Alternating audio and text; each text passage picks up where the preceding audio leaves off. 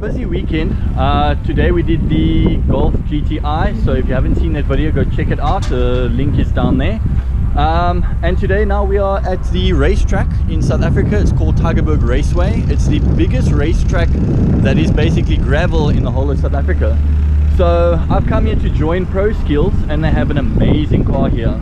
This is a Golf 1.6 8 valve, and yeah, it's basically been spec'd up to join the class of the 1660. So let's get a bit of a cutscene and we'll have a bit of cinematics and see how that looks. I don't know what you want. Let's have a bit of fun till I downfall. My love, if you feel like I do right now, don't say you're on the run to the other side, my love.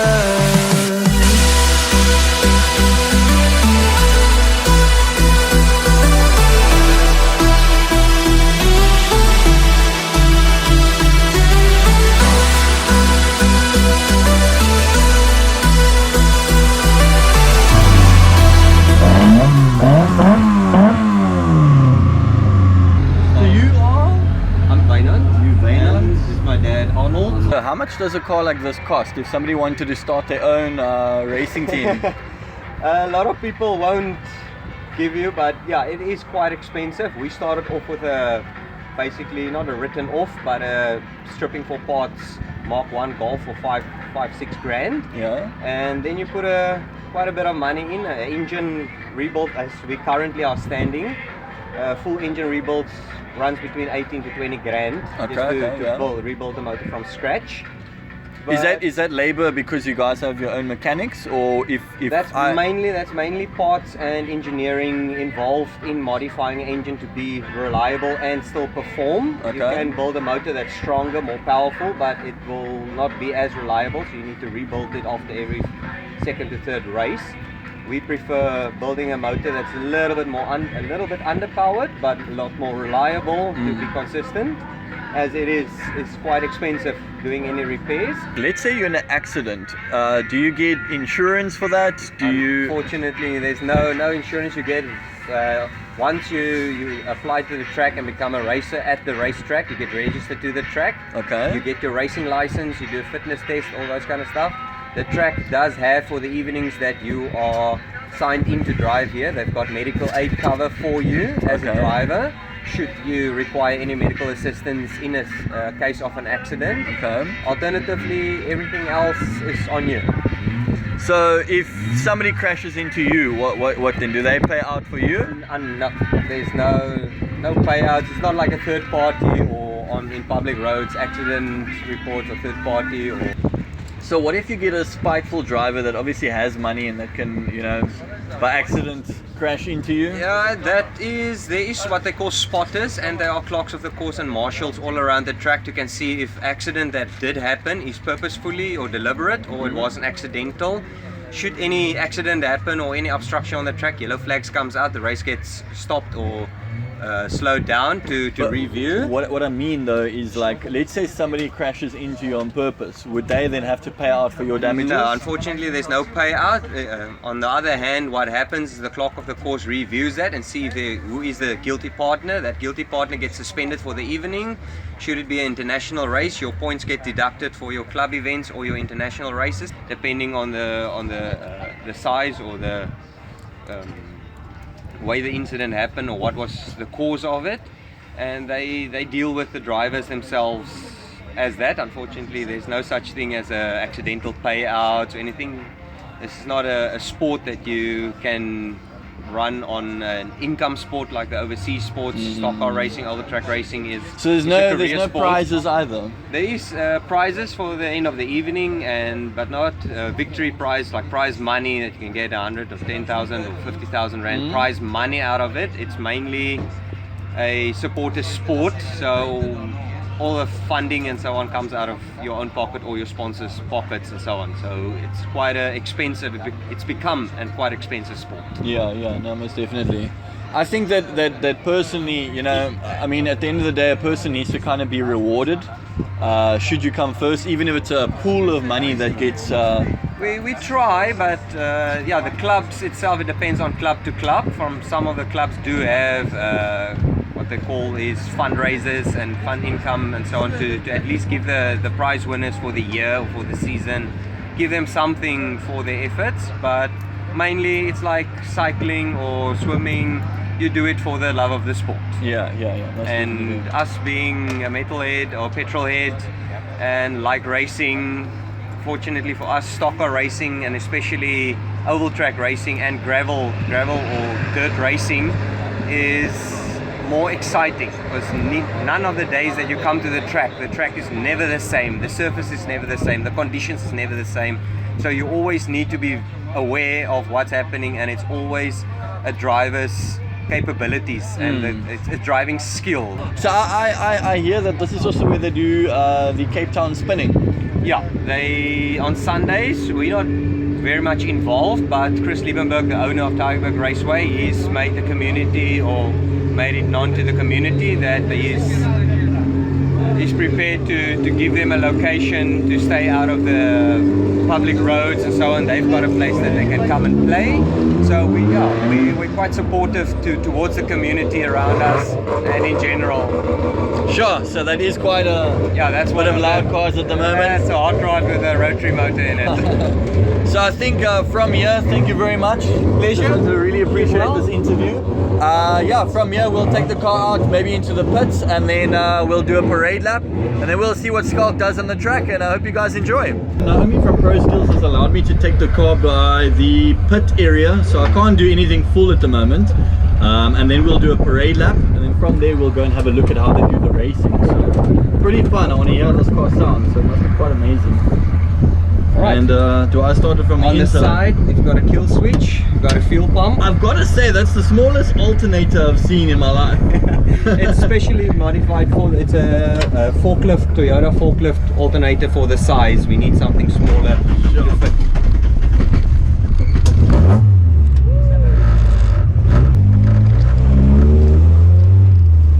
The one thing I can definitely tell you is this car is very rough. You probably noticed the camera busy shaking at the moment, so sorry about that. But this car is absolutely insane. You can definitely feel it's a race car, I'll tell you that. We'll try and get a good pull here. And there's no power steering. Solid diff. The power steering is definitely non-existent. Yeah, definitely non-existent. Give it a full and second gear. Yeah. Non-existent at this moment. There you go. So how do we start this thing again? Accelerate. Juice, there you go. So because the car is set up in such a sporty type of way, so it's like a menace. You have to just keep it alive the whole entire time. But this is fun. This you see, you have to keep on revving it the whole time. Yeah. Kill switch on your left. Just cut the kill switch. There we go. All dead. This is something else. Yeah. So obviously, no, you can leave it. There we go. What? You can just leave it as is. The brakes is like nothing. Yeah, we don't run brake boosters because you don't want in the racetrack. You just want to slow down enough to take the corner, and then you're on full revs again. Yeah. I'm on my way to the pit area so that we can do the parade lap, which is going to be cool. Unfortunately, I don't get to drive the car because that's only for drivers with racing licenses. So yeah, we're gonna get into it, but at least we're gonna get some nice sound and stuff like that through the car. So yeah, let's check it out.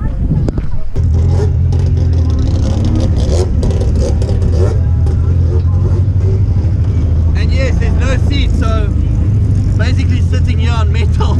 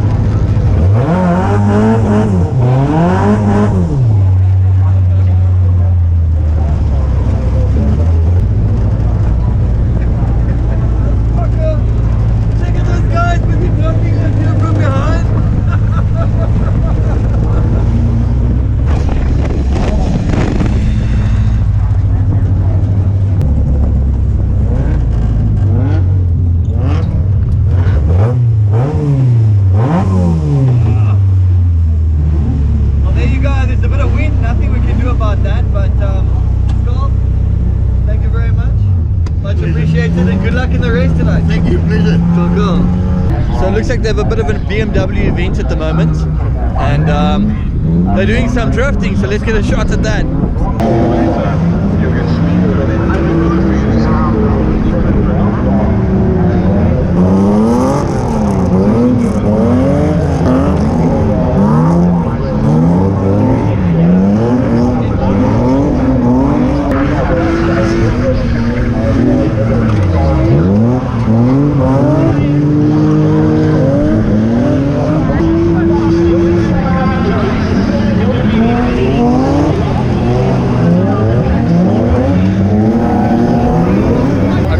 I just love it when BMWs go drifting like this. You stole my heart of gold after my silver soul. Can you dig any deeper now? I gave you all I own, put you on this golden throne, but I'm a little stronger now.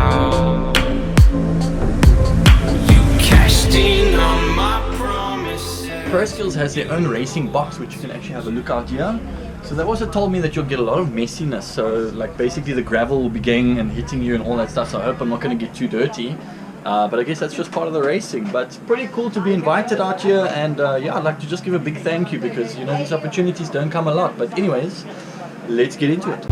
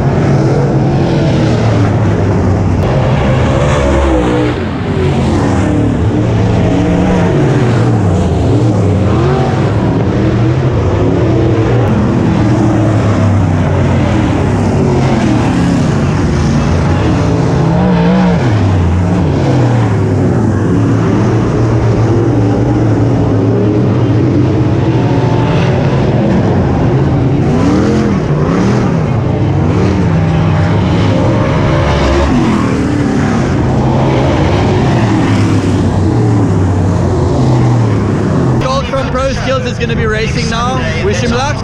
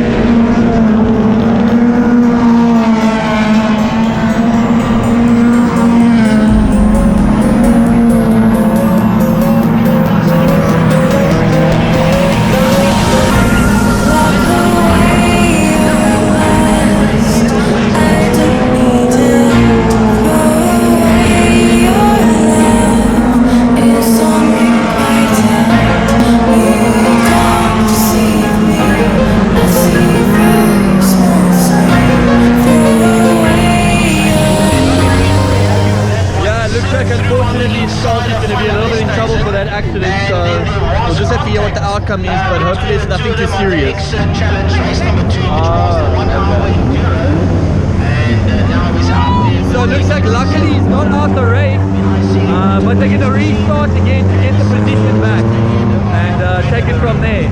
So yeah, very lucky there.